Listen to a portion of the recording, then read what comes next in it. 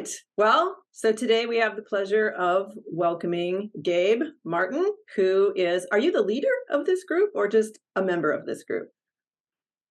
Yes, I'm the leader. Okay, so the leader of Timberhaven Vikings, which, those of you who have watched the podcast before or listened to the podcast know that CJ and I are Oregonians. I'm in Portland, and CJ is in Bend, which is in Central Oregon.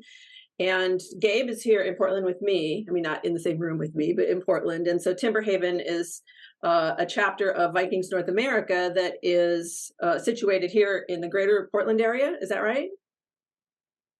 Yes, yes. Okay. And then how many members are in this group? Right now, Timberhaven has about 10 active members. Okay. That number goes up and down. We're sort of actively recruiting right now, and we've got about 4 new prospective members working their way into basic kit, which I can get into later what basic kit means. Okay, great. Well, hopefully, maybe our podcast can help you recruit some members, and we'll put links to the site and such in the show notes. But I mean, thank you again for being willing to come on and talk to us. I mean, we've got the subtitle, I guess, of our podcast here is the art and science of the Viking Age, and we like to talk about all different aspects of it. CJ and I are both historians, and I've gone sort of the academic route, and I teach. And CJ has gone the writer's route, and he writes, historical fiction set in the Viking era. But we're also interested in, just different ways that people experience this history, right? And so we've wanted to talk to somebody who was involved in reenactment, just to kind of get a sense of what that's all about. I've gone to some SCA events over the years and stuff, but I think CJ, maybe you have a little bit more experience with people who do reenacting than I do. I think I have more contact, but I don't have experience in being immersed into those groups. I've had a lot of readership from reenactment groups. In fact, these shields were fan mail from people in reenactment groups who were smitten with my books. And this one was from a gentleman named Acorn Everhart in Northern California, formerly of the Dark Boar Vikings, and he loved my books. It was like, it'd be an honor if I could send you one of my shields. I was like, okay. I didn't believe it, and then it showed up in the mail. So it even ended up in the mailbox. Well, it's a big box. I have a reel of it where I have a big box. It showed up in this giant box with the foam in it, and then the relationship with Acorn continued as I released more books. He sent me more shields, so I'm at 3 now. Plus, I have some more shields downstairs because there's a little bit of a competition between some of the reenactment groups where this one ended up on a book cover, and then another group was like, "Oh, we heard that you put the," so then they sent me a shield in the hopes that I might put it on a book cover. So it's just a fun little thing. But yes, I haven't jumped into a group or really had like the full experience. So I'm very curious to learn today from you, Gabriel, how that all works.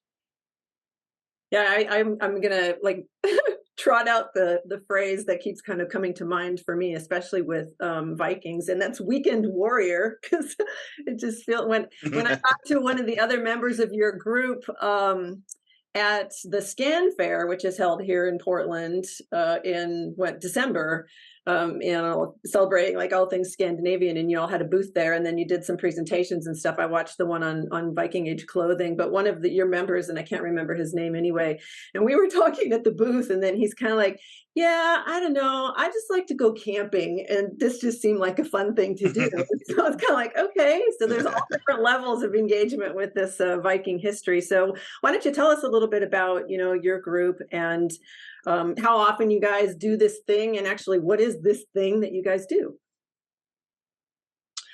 Okay. Well, Timberhaven, as you already mentioned, is a chapter. We're the Portland, Oregon chapter of Vikings North America, and we like to say our mission, our goal, is to educate and entertain the public on the history of Viking culture and that era. And also, I'm fully cognizant of the nuances of the word Viking, but I'm just going to say Viking as opposed to early medieval Scandinavians, because a lot of people are going to say, "What's that?" Vikings. But yeah, and so our goal is to educate and entertain. We're always looking for new terms to call what we do to differentiate us from other groups, and not to belittle them or make us sound better than them, but what we do is different than what cosplayers do or what LARPers do. We're a little bit closer to what they do in the SCA, but we're a little bit different than what they do in the SCA. Uh, the term I've been using for a couple years is high fidelity historical reenactment. But then I just heard the term find based reenactment, and I kind of like that better than high fidelity. And meaning we try to focus our material goods that we wear and that we use, and the tools and the weapons based off of finds, archaeological finds. And we try to follow, my personal philosophy is I try to follow the evidence, the three main columns of evidence, which would be archaeological, literature, and art. And if I can click off two of those boxes, then that's something I'm going to work with. And the rest of the group kind of does the same thing. Like we said earlier, I'm the leader of Timberhaven, but we don't have personas or characters. It does help to have a kind of focus. Like I kind of focus on a middle class male out of Utland, a Ute, from like Ripa, or the west coast of the Danish area. And that's why I have like a collection of, like, I have a fishing net, I have buckets, and stuff like that. But we also, and I kind of do like this middle class presentation, or what we call an impression. And so I'm a middle class man. Maybe I have a boat and I go fishing and stuff. But we can also gauge that up and down. Like I can and that's one thing that we do when we put together a demonstration, is we kind of figure out what we're playing that weekend. And like, well, you're going to be the chieftain guy in charge, so you wear the rich stuff, I'll wear the poor stuff, that kind of thing. So are you a host, Carl? Yeah, I mean, what was that? Are you a host, Carl? A house, Carl? In your middle class? I can be one if I wanted to. Okay. It also depends on the definition of that, because it kind of varies on where you go. Right. Okay. Okay, so go ahead then. And where do you go? Where do you all do this around the Portland area? Oh, normally we work Nordic Northwest events. We kind of have a loose partnership with them. So just this past weekend, we did the Oregon Midsummer Festival. That was at the Nordic Northwest campus. And past years, it's been at Oaks Park, and we've been doing that since 2017 or 2018. I'm not sure. But we're pretty active with that. We've been doing Scan Fair since 2017, which you mentioned earlier. That's the winter festival in December. We've been doing that one consistently since 2017. And then lately we've been doing Viking Beer Festival. I'm actually in charge of organizing the Vikings in the Viking Beer Festival. I'm not in charge of the beer or the festival, just the Viking part. What do the Vikings do? Well, what we last year was the first year, and so we weren't quite sure. Nobody was sure what Viking Beer Festival was going to look like, including Nordic Northwest, and it exploded, and it was really awesome. So, but what I did was I organized some vendors who were selling historical and some non. I was selling T-shirts like this one, but we were selling things.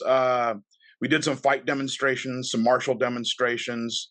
Not only are we members of the Vikings North America, but we're also members of the Northwest Viking Alliance. And so we have a bunch of allied groups up north in around the Puget Sound area. So a few of them came down, and we did some martial demonstrations with them. They sold one of my friends, William Getz, up in Yarnberg, which is around Tacoma. He's a silversmith, so he was selling silver bracelets and silver rings.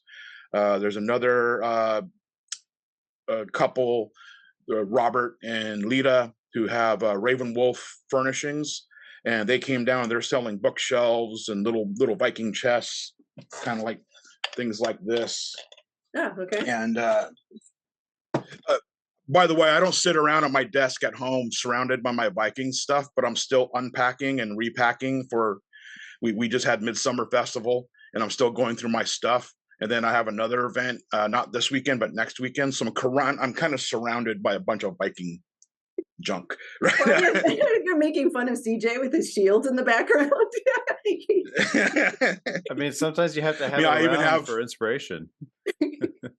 And your helmet. Yeah, I mean, I have my arrows behind me and my little Hedeby quiver and stuff like that. But Nice. Oh, nice. So do y'all so you're talking about like a lot of events related stuff, but do you all kind of just go and camp out somewhere and just sort of, spend the weekend or a few days living like Norse people, or? that's the goal sometimes. For events like Midsummer, we try to focus on being more of a living exhibit. Like if you were to walk into a museum, but instead of you looking at a bunch of wax dummies or whatever they use in museums, we're living people. And we try to act like like we have little setups. Like I had a display where I was weighing silver, and then people would ask me like, "What are you doing?" And I'm like, "Well, I'm weighing this silver because I'm trying to get 20 grams of silver, because 20 grams of silver will buy you a lot of egg-laying chickens and and stuff like that."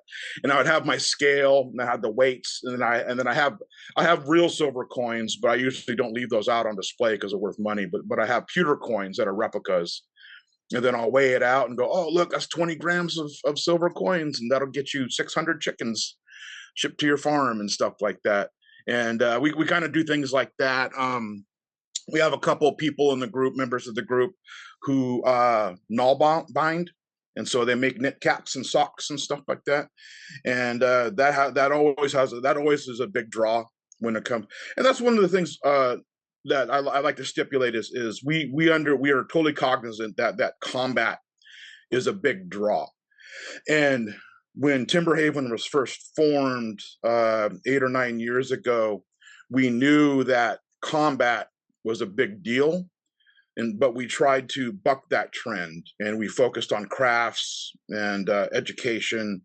I mean, none of us are professional educators like you guys. I when I got out of the Navy, I went to college and found out that I was horrible at college. And so, I'm not good in a classroom at all. And I'm like, well, that's why I was in the Navy. But so yeah, I mean, I don't like to say that we are educators, but I like to say that we can be living exhibits. We're reenactors. We're archaeological experimenters. That's another thing that we do, is we replicate a find and then we use it. Let's say it's a tool, and then and not that we're keeping data in some scientific way, but I do have a journal, and I do memorize in my head what a tool did, and then I can relate my experiences if someone asks, and maybe that'll help somebody out. How big do you get with some of these? So like tools could be one thing, but have you ever sort of ventured into like, let's build a Viking ship or something like that? Some, not Timberhaven and not currently. The end of July, I'm doing a thing called Vication, and it's a Viking vacation, and it's a 10-day invite only. So and they try to make it immersive, and this is mostly through some SCA people that I know. But some people I know own some land and farmland in Ridgefield, and they've been making historical structures. And so we're going to work on a miniature Viking longhouse. And but in a situation like that, we have to weigh historical accuracy with modern safety and ability. And so, I mean, we're going to use power tools. CJ, we got to go up and check this out while they're doing it. I know we have to jump in and kind of have this experience. It sounds a lot like what you're doing. I mean, I like the idea that you're creating a character, right? A middle class. Do you give your character a name, and then do you have to stay in character while you're being the living history exhibit? I leave that up to the individual. and not that I want to speak poorly of the SCA or other groups, but having been involved in both LARPing and the SCA in the past, there's a reason why I don't do those things. And I think some people can get a little too deep into their characters. And I like to say, hi, my name's Gabe. I like Viking stuff, as opposed to, ooh, my name is Rolo, and speaking a funny accent and stuff like that. I think it's kind of cheesy, and it kind of takes away from what I'm trying to do with the public. But I leave it up. And then, like I said earlier, it kind of helps when you do pick a name and build a little bit of a character. It helps you kind of focus what you're doing, so you're not just randomly buying Viking crap off the internet. And which we've all made that mistake. I mean, if there's anything I can do, is I can tell you how to save $800 to $900 if you're going to get into reenactment. First rule: don't buy a sword. Do not buy a sword if you're going to get into reenactment seriously. I'm fortunate enough to have a friend who's a blacksmith, so if I ever want anything, I show him, and he's familiar with all the Viking sword designs. I always forget, what's the name of the guy that did the classifications? Peterson. Yeah, Peterson. There we go. He's got a whole list, so he can just fire one of those up, and he's very skilled, and it's cheap because he's a friend. You know, he's like, I'll just do it for fun. He just likes practicing.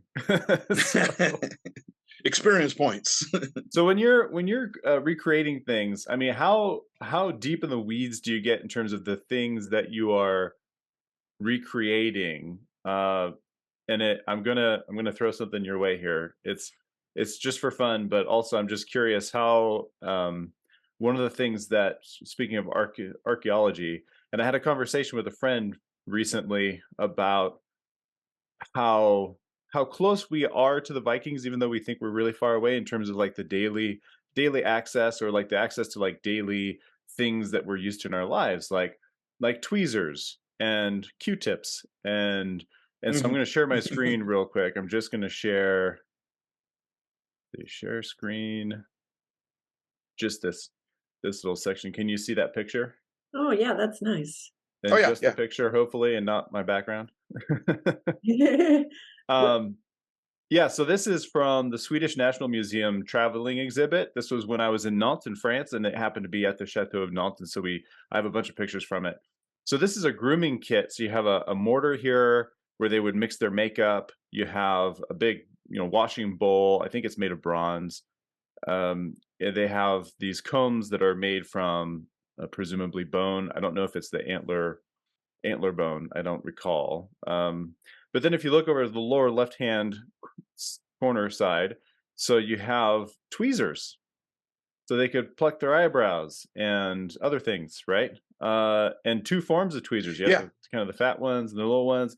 And then over in the lower right-hand corner, you have ear picks. So they could clean the wax out of the ears. And these are things that most people don't think about. They think, oh, it was a barbaric age, and they just kind of lived in this primordial time when they didn't, and they don't, not realizing that like a lot of the small grooming tools that we use today were well available back then. But so how far into the minutia do you guys get when it comes to this sort of thing? I mean, are you making Viking tweezers and toenail clippers, or are you, it's how deep does the rabbit hole go for you? Well, everything you showed in that picture, I have a replica of, except for the bronze bowl. And actually, could you do me a favor and pop that back up? Oh yeah, here, I have to open it again. Let's see. Sorry about that. Oh, all good. Well, I'm and just a forewarning, I'm about ready to, actually, but so the upper left, what you called a mortar, what we found is, that thing, that's actually, the main theory amongst reenactors is that's a candle and or a lantern, and you fill it full of fat, you wind a wick around the nipple in the middle, and then that's what you use for light.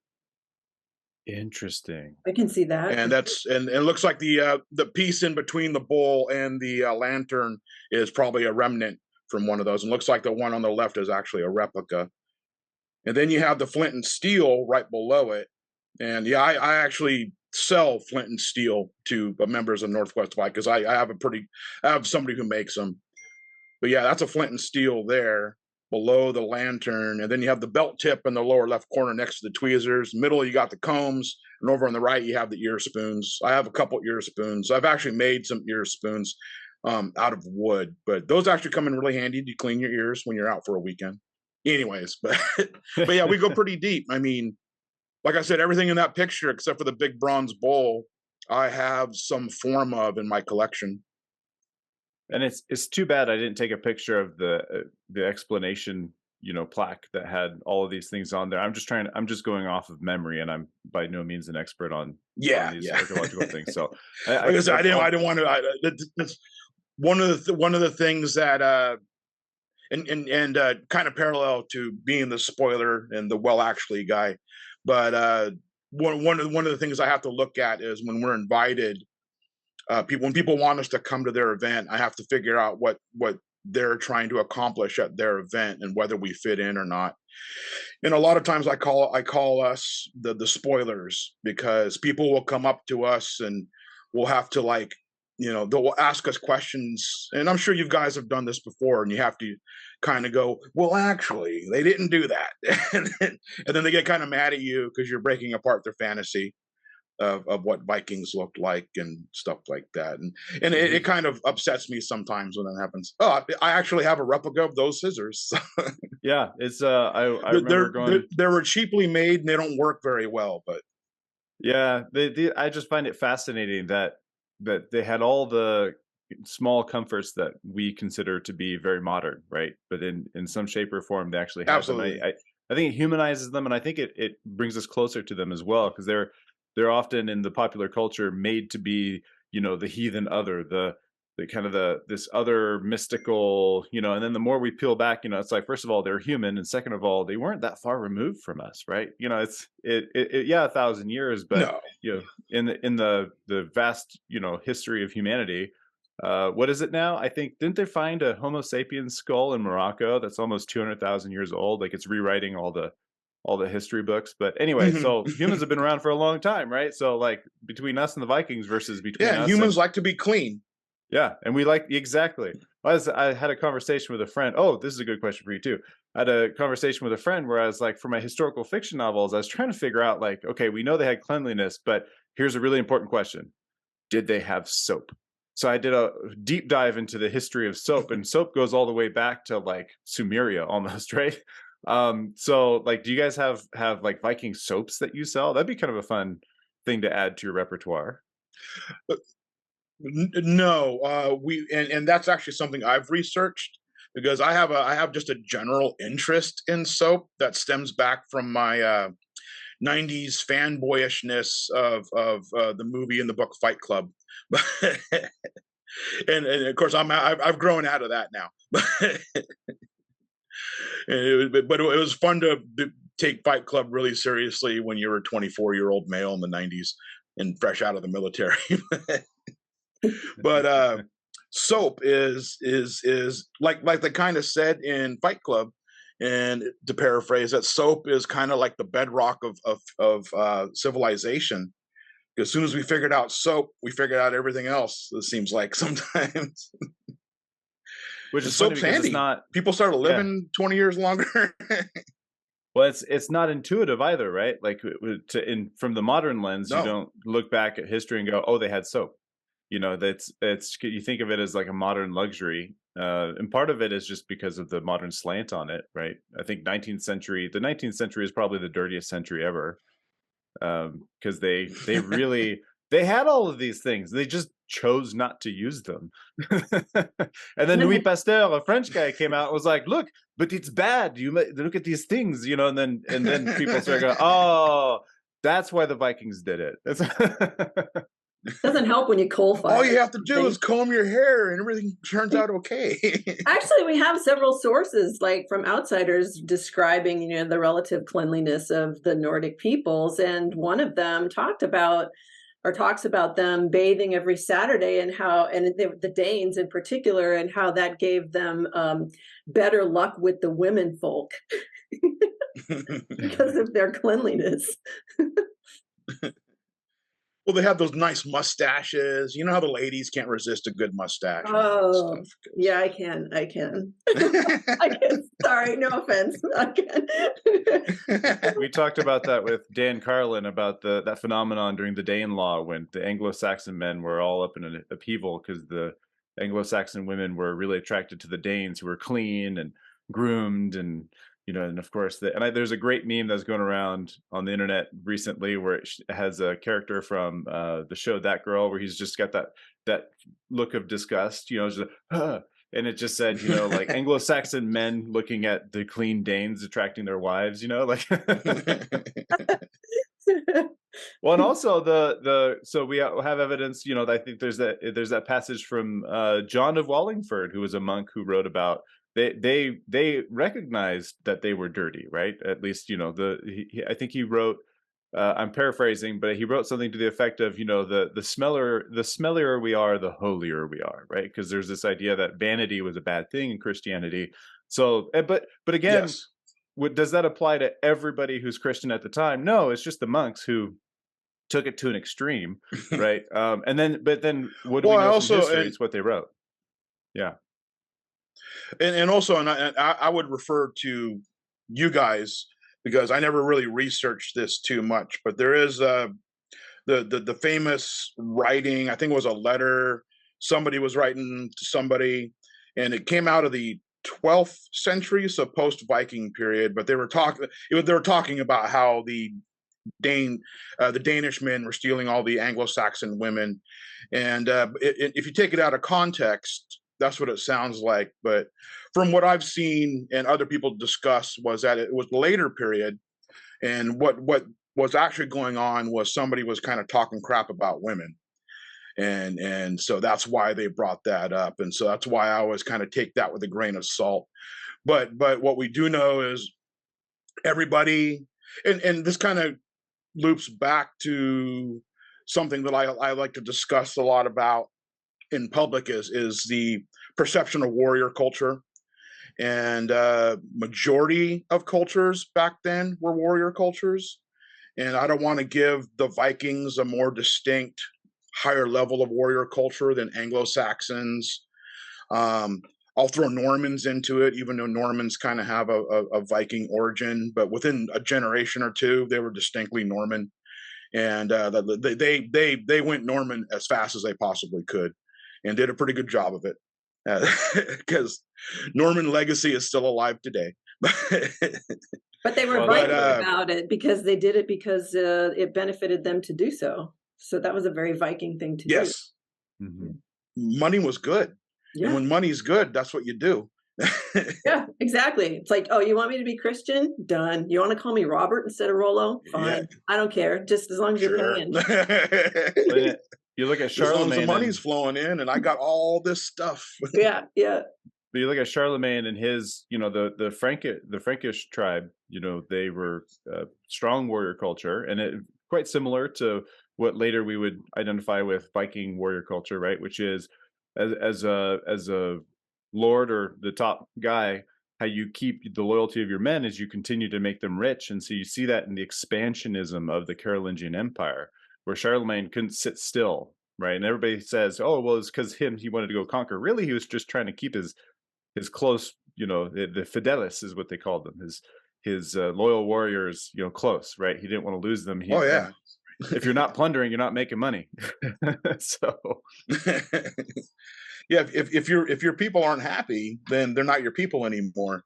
And that's kind of extension, one of the aspects of your power. So I have a question with regard to, like, say, Viking Age spiritual sort of stuff, or at least in the pre-Christian period. Just kind of curious, a couple of different things. If, some of your members maybe are, because the word heathen came out just a little bit ago, and that's kind of stuck in my mind. If they're heathens now, if they're, Ausatruar, are they, people who are kind of part of this neo-pagan movement, or do you have much to do with, kind of the spiritual or that sort of worldview kind of side of the Viking Age, primarily in the pre-Christian period? Because I know, that's what draws a lot of my students to interest in the Vikings is the whole kind of, Norse mythology part of it. So does your group have any experience with that, or? Yeah. First and foremost, Timberhaven is a non-religious, non-political agency.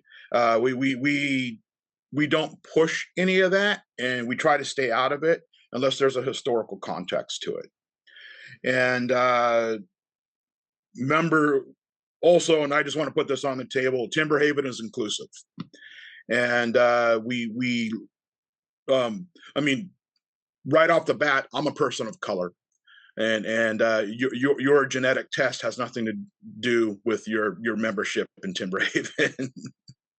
And I'm barely Scandinavian. I'm mostly Thai and Finnish. Well, Finns are Scandinavian, but Finns are always like, we're not Scandinavian. We have a different language, and you know. but and I am also, and not tooting my own horn or anything here, but just putting it on the table. I'm also one of the few Asian leaders of a Viking reenactment group that's out there. Yay, I get that T-shirt. But and also we have members in our group who are part of the LGBTQ community, and so and then we always want to make sure people know that we're not anything but that, but inclusive. That out of the way, we have had instances where people got angry with us because we asked for historical precedent and provenance to some heathenry, like, and a lot of it is modern. And to be frank, I was a Sawtrue back in the '90s and early 2000s, but I'm not that anymore. I'm not. I'm an atheist. But we do have members in Timberhaven that are Christian. We have members that are heathen. We have members that are atheist. And the thing is, it never comes up because we don't mess around with that stuff, because a lot of it we don't have the historical precedents for it. And so that's kind of how we play that game. We do have up north in the Northwest Viking Alliance, there are members who do bloats and stuff like that. They're a little bit more heathen. The interest is there. That's fine by me. But again, you're not going to find anyone in Timberhaven under the guise of Timberhaven doing rituals or anything like that. Now, when it comes to the academic side of that, I know that there's a lot of stuff that's been written. Neil Price, his book, I'm forgetting the name of his book, like The Viking Way or something like that. Yeah, The Viking Way, yeah. Yeah, I have the book. I haven't read it yet, so I don't know exactly what he. Yeah, mine's right over there. Yeah, I just turned around because mine's right there on the. Yeah, it's like it's The Viking Way. It's magic and mind in late Iron Age Scandinavia, and so it's a pretty deep dive into kind of the whole sort of spiritual sort of and magic and all of that. You know, the cosmology of the time. Yeah, and yeah, I got a copy of it 2 years ago, but I haven't looked into it yet. But then again, it's not something I'm focusing on in what I study. And also, I like to say that everyone's like, "Oh, what are you researching?" And it's like, I'm not a scientist or an academic, so I'm not researching anything. I'm reading other people's research. I study other people's research because no one's asking me to write a paper about anything, so I'm not doing any research. Although CJ and I can understand that, right? I mean, we've both, you know, written and published things, but we definitely, as historians that are primarily educators, we rely on, you know, the other people in academia to do the research, historians and archaeologists, and then write the work. And then we, you know, take our responsibility to, you know, educate the public based on, you know, having a deep knowledge of that work, right, CJ? Yeah, I mean, I think we're definitely within.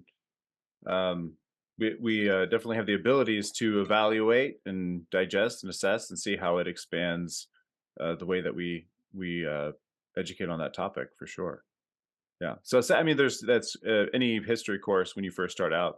To talk about secondary versus primary sources. So if it's a trusted secondary source, which is someone who evaluated the primary sources, which could be documentation, archaeology, etc., and then puts them into essentially the historical context, and then it's important to analyze those and evaluate them, you know, for their veracity and so forth. But yeah, I mean, that's essentially what you're doing. So you're doing basically 90% of the work of the historian. Yeah, I mean, I think My goal though, after I study your guys' work, my goal is a good Instagram post. okay, I want to ask though also now I'm going to piggyback on what you were just saying about inclusivity, because when you go to these various events, and it's not just, maybe your group, maybe going and camping or doing, things with amongst yourselves, but you're kind of presenting to the public. Do you ever run across any of the kind of white supremacists, sort of like you're teaching about Vikings, you're teaching white supremacy, or why do you want to be interested in Vikings because they were white supremacists, or any of that kind of stuff? Yes. On many accounts, and also there's a lot of sexism out there as well. And but I mean, I can go on about all these little different incidences and stuff like that. The main thing, as a leader of Timberhaven, the main thing I look for is a lot of online interactions, and like people wanting to join, like get on our Facebook page or something like that.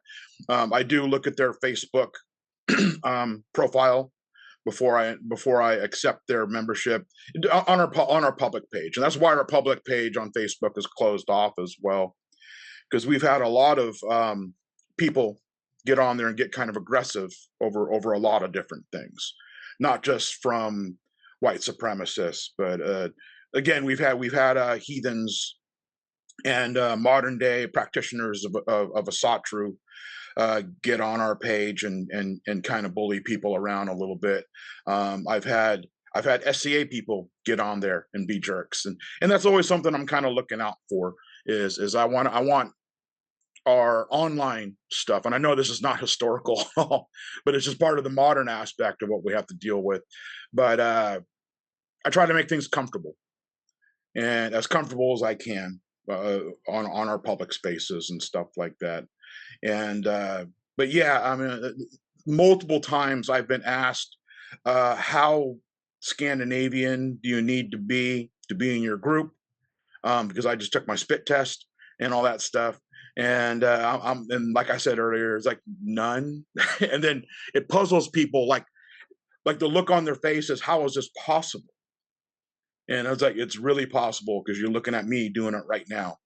And I've got like 2% Dane or Norwegian or something in and so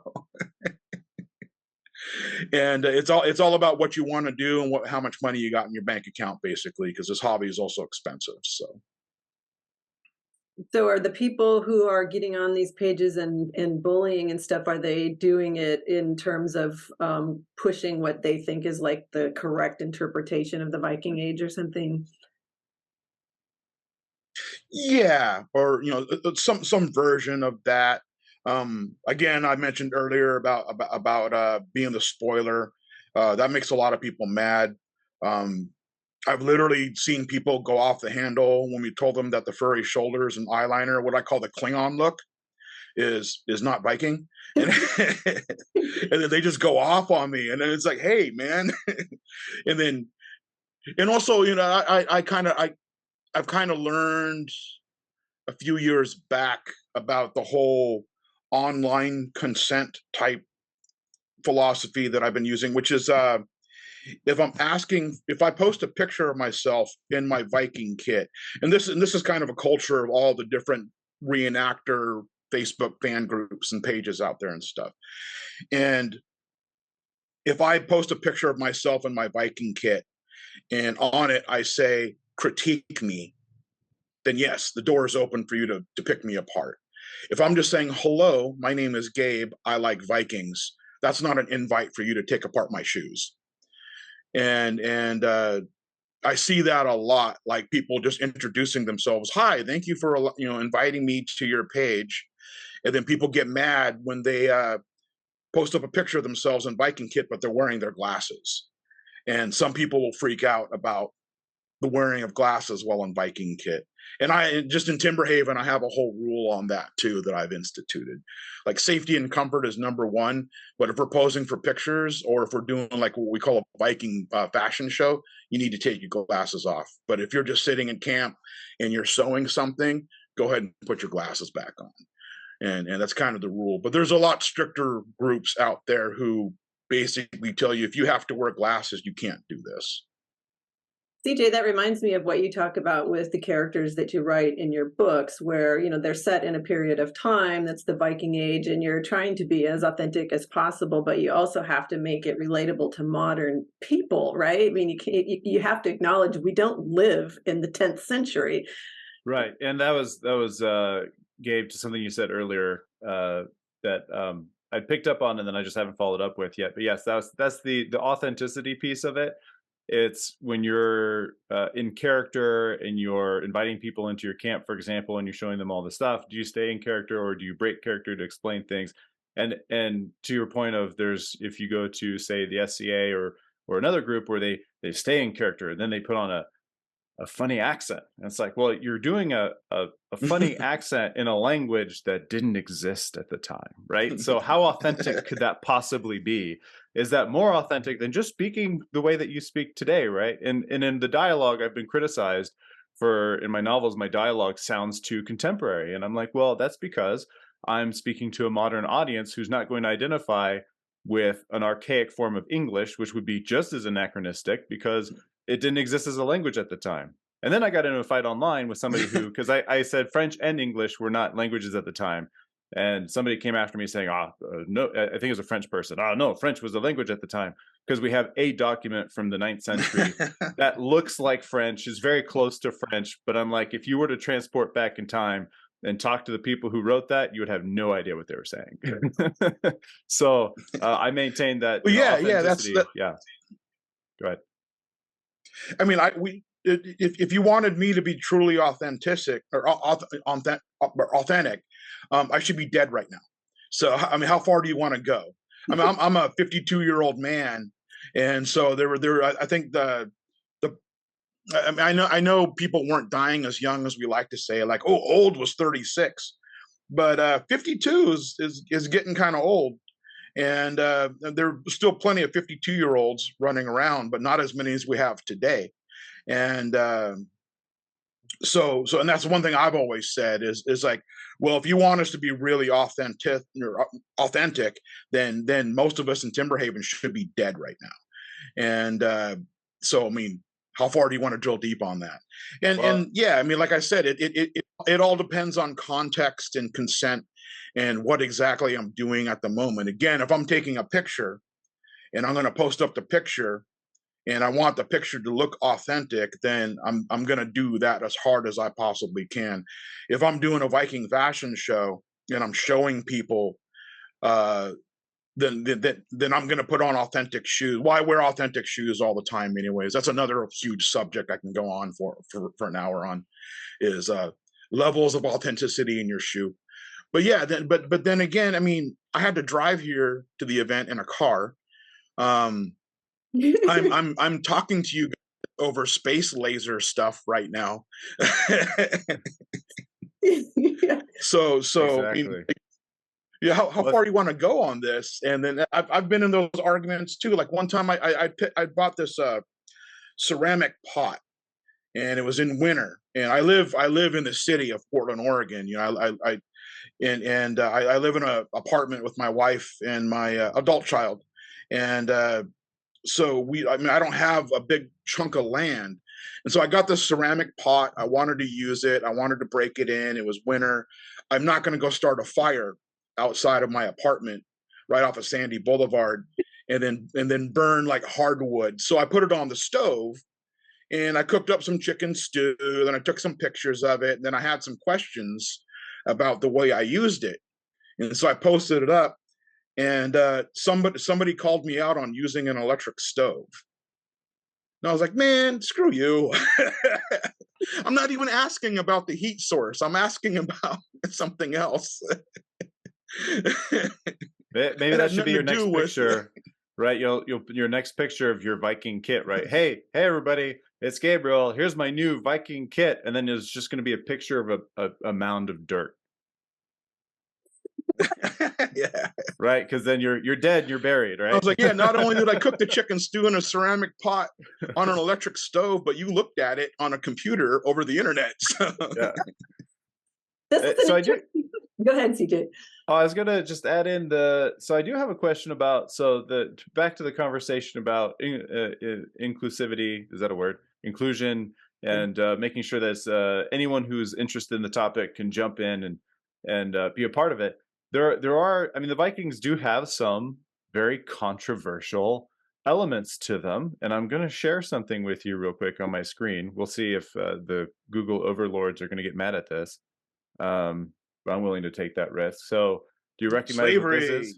Yeah. So this is a slave collar. It's a slave collar. Yep. And it's again back to the Swedish National Museum. They have this piece on here. So how do you guys broach some of these more controversial topics? How do you do you include them at all? And if you do, how do you include them in such a way that it keeps the people who would otherwise not, that this could be potentially offensive to from, getting offended, essentially, if you can. I don't know if that's possible.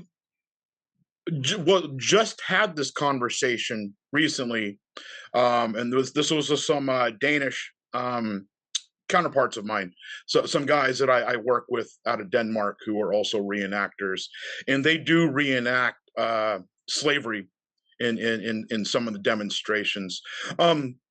First and foremost, we're American. Our brand of slavery that we had here for a while, for a long time. I'm not going to say it was different, but it's fresher in my opinion. So as an American Viking reenactor, I want to stay away from it. Mhm. And I'm not going to put it on the table, but if somebody else puts it on the table, that's when I talk about it. And I have read up on it. So, and then some of the points that I make is and kind of going back to the perceived hyper warrior culture of the Vikings, and a lot of people assume that's why they were successful in what they did. I counter with, actually they were successful because they were good sailors and they had good ships, and that's something they had that a lot of people didn't have. And everybody had warriors. On top of that, everybody had slaves. Slavery was the machinery of industry back then. That's how you got things done. And so, and I always ask people, if you were a band of Vikings on a ship and you were looking to make some money and you came across a fishing village, what's the one form of loot that's in every single village, whether it's a fortress full of warriors to a lowly fishing village? What kind of profitable loot are you going to find in all those places? And the answer is people. And because you have these ships, you can put people on those ships, and then you can take those people far away to a foreign country and sell them off. And that's a good way to make money. And it's a commodity that is in high demand, and it's a very profitable one. And if you got ships and you can take them someplace where they can never really get away from, to a place where they don't even speak the language, I mean, that's how you do it. And it's all unfortunate. As far as ever demonstrating it, Timberhaven has never demonstrated it. We've brought it up. We've chosen not to, at this time, ever demonstrate slavery. And I personally don't want to. And we've also gotten rid of any kind of modern day group dynamics. I know some groups have like when you join a Viking reenactment group, they'll call you a thrall. We don't do that. And if either one of you were to join Timberhaven tomorrow, you're an equal member to all the rest of us. And that's how we run things modernly. And then our goal as more experienced members is to get you to become an experienced member as well, and help you along the way, doing your clothing right, making sure you don't blow $500 on a sword when you don't have a drinking cup yet, stuff like that. But but we don't have any kind of thraldom system. We also don't even have a probationary system. This weekend, we had a couple new people. And I always tell new people, if you want to be useful, you choose what you want to do. If you want to chop firewood, go ahead and chop firewood. If you don't want to chop firewood, that's fine. I know how to chop firewood. And I don't want people feeling like they have to chop my firewood for me and stuff like that. But yeah, when it comes to the history of it, then if it's brought up, then I throw a few points down. But other than that, I'm not going to talk about it. I'm not going to delve into it or anything like that.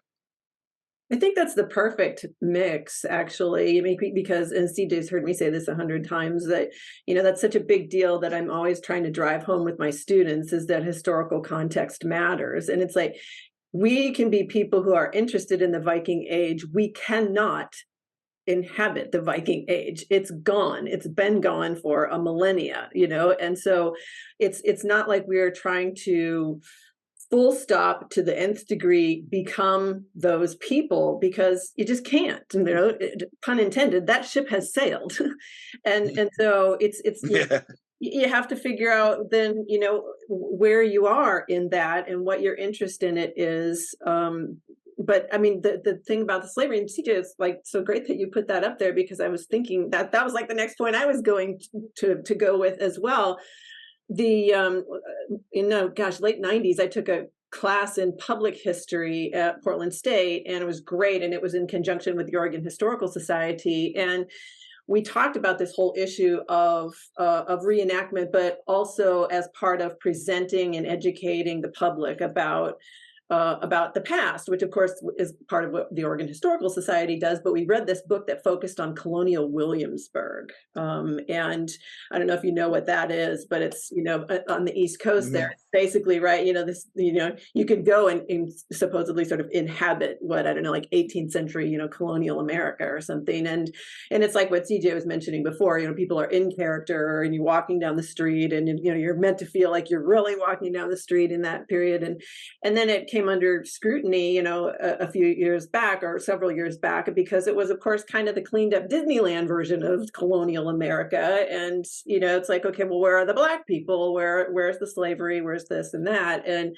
it led us down to some really interesting discussions about, presenting history for the general public, and how much in context do you have to go before you feel like you understand what it was like to be a person in that period of time. And even prior to that, it's like, what is your point in doing it anyway? So, I mean, I guess I would like to ask you, as far as your personal interest and stuff, I mean, what is the point for you to kind of do this Viking thing? What are you trying to get at? That's a good question that I've been asking myself recently. I mean, I guess we can go back to the 80s when I was a kid. I'm a big sword and sorcery fan. I played Dungeons and Dragons. I got into mythology, like reading about Greek gods. I found out about the Norse gods and read their mythology, and thought that was 100 times more interesting than Greek mythology. And I would play that out while playing Dungeons and Dragons in the 80s. And to the point where my senior year in high school, I wasn't a teacher's aide. I was just a student. And God bless her, I had a teacher named Miss Hartley, and she was a very progressive for the 80s teacher. And she was our poetry, honors English, and mythology teacher at my high school. And she saw, and I was like a jock in high school. I had big muscles and was running around and doing that kind of thing, and being a tough guy and everything in high school. And anyway, she saw something in me and pulled me aside. And I remember what started it was I told her how I wanted to join the Marine Corps so I can kill the enemy or something like that, some stupid young dude stuff. And then she pulled me aside, and she was the first adult in my life who told me that I was more than that. And so she talked me into getting into her creative writing class. And so I started writing, and she helped me out with that. And then later she found out I was into mythology, so she wanted me to get into a mythology class. Mythology was that she taught, her curriculum was mostly Greek mythology, but they did a week on Norse mythology. And then she found out I was totally into it. And so she had me basically teach the Norse mythology class for 2 weeks. Every day I would get up and I'd read something, and I'd lead the class into what it meant, what they were talking about, and stuff like that. And ever since then, I kind of liked Viking stuff. And then I joined the Navy, and then so sailed. Not a lot of Viking stuff really going on there because I was just busy being in the United States Navy.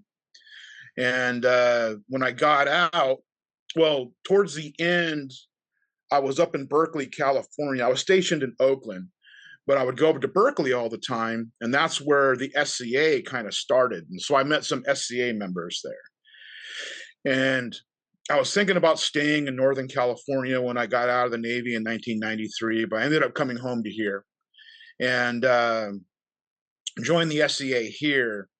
And that's kind of where the Viking thing took off. I was a Viking in the SCA. And this is at the time of Braveheart, so everyone else was going Scottish. Actually, we should interject here for those listeners who maybe don't know. We keep saying SCA, but that's the Society for Creative Anachronism, which is a big a reenactment group. Yeah. Yeah, they're the largest American, though international, but in America, they're the largest historical reenactment group. And they have their own set of rules, which some of which I don't follow. So that's why I do what I do instead. But yeah, so all through the 90s into the early aughts, I was in the SCA for about 9-10 years.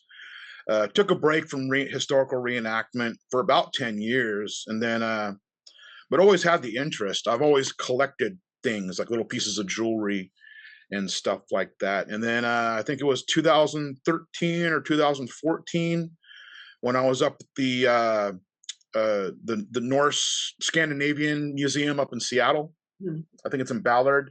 Yep. And I was up there, and there was reenactors set up. And my wife and kid and I were coming back from Leavenworth on vacation, and we decided to stop in Seattle. And I was like, oh, it's Viking days there. And so we decided to drop in on our way home to Portland, and there were people that I knew.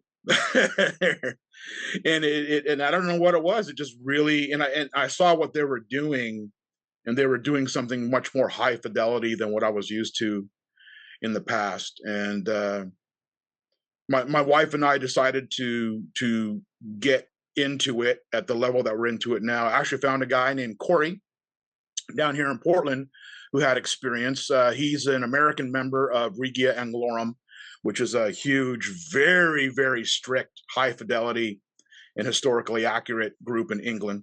And he had a prior group, but he was like rekindling that old flame like I was. And so we got together and ended up forming Timberhaven based off of some Regia Anglorum principles. And he now lives in Spokane, and I'm having the honor, and I'm sure he's going to hear this podcast. So, hey, what's up, Corey? But hi, Corey. I'm having he started a new group. Yeah.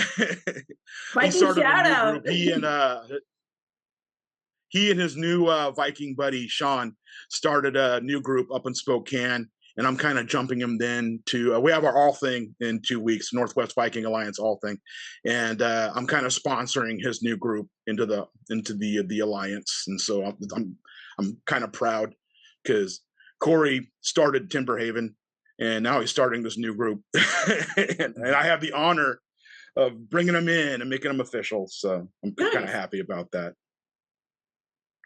Nice. So to take this in a slightly different direction. But yeah, as far as what my interest, I mean, I honestly can't tell you what my interest is. What I'm getting out of it now is I'm learning to do things like make belts. And I was explaining this to somebody this weekend that some apocalyptic fantasy in my head where, like, if there was no electricity, I can still make belts. Mm-hmm. And I think that's kind of neat. And that's what it boils down to. Like if there's if we go all the road, rest in peace, Cormac McCarthy.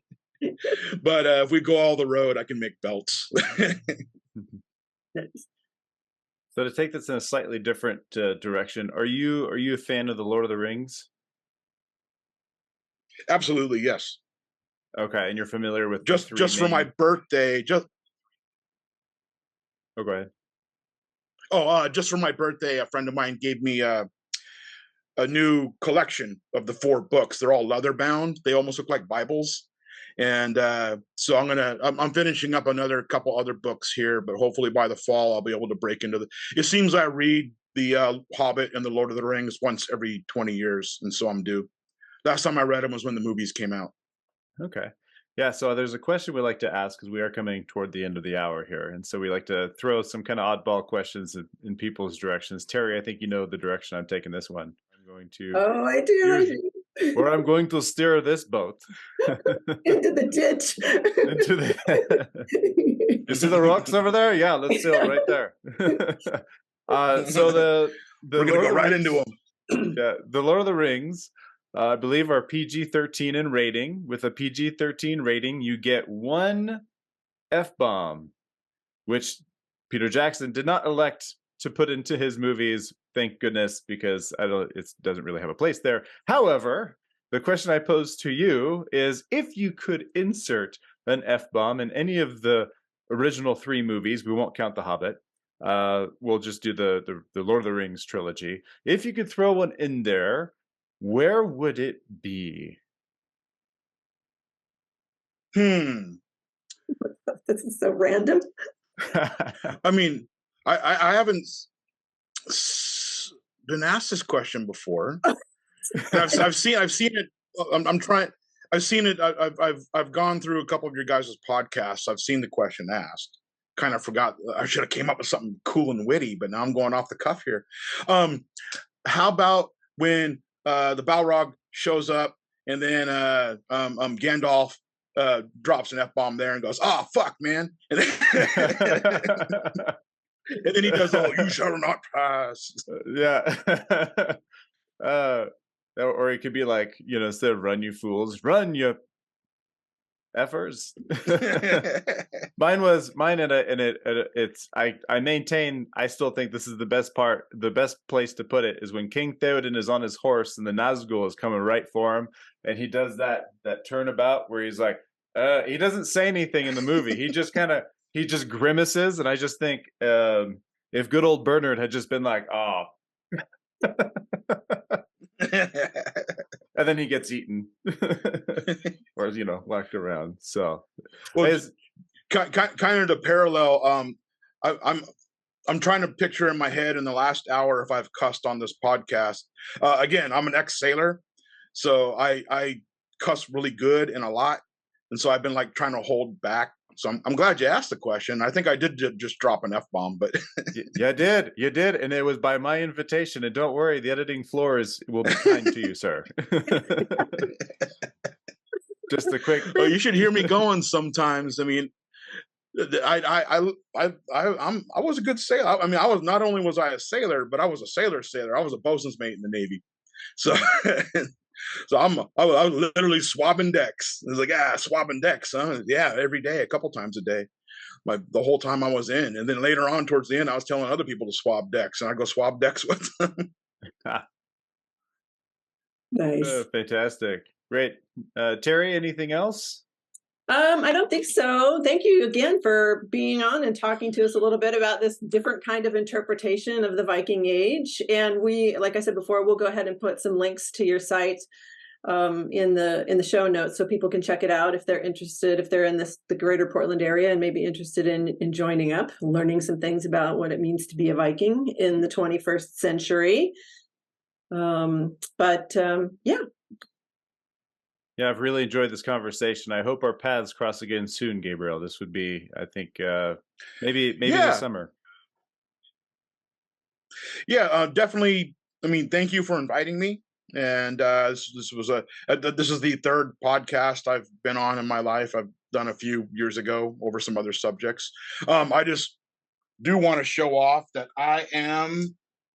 there's going to be more, but I got this book for my birthday last month, the English version of Unearthing Hedeby. Nice. And so it's a, you know, not historically accurate, but it has all the historically accurate stuff in it. But I just want to show it off because I'm very Nice. proud of it. It was my wife and my dad and my aunt all pitched in money and got it for me, and it's expensive. And also the book is huge and weighs about 24 pounds. But yeah, thanks for having me on. I really enjoyed it. And yeah, if any of you listeners want to come see us, our next big public event is the Viking Beer Festival at Nordic Northwest, August 25th and 26th. Come check us out. I'll have a lot of Northwest Viking Alliance people there as well. I'll be there, and I'll actually be fresh off the plane from about 3.5 weeks in Denmark. So, oh, nice. Yeah, I'll give a shout out to Hedeby for you. Please do. I will. I'm kind of shifting a lot of my impression from Ripa to Hedeby. So nice. Great. All right. Well, thanks again for coming on. Yeah, it's been great. Thank you. Have a good day.